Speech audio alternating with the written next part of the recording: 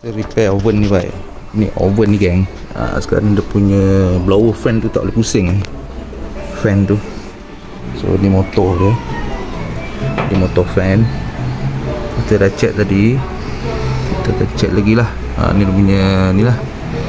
Apa motherboard dia. Okey. Nanti kita cuba repair. Harap-harap boleh lah. Berjaya lah. Okey.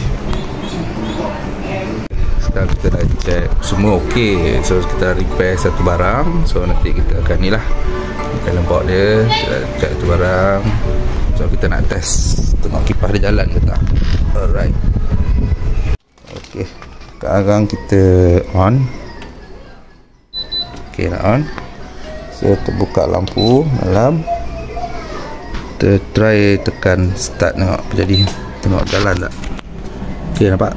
Okey, blower dah pusing. Alhamdulillah. Okey, nampak kipas tu dah pusing Tengok motor di belakang. Okey, tu pun dah pusing. Alhamdulillah, selesai insya-Allah. Boleh masak Alright, cun.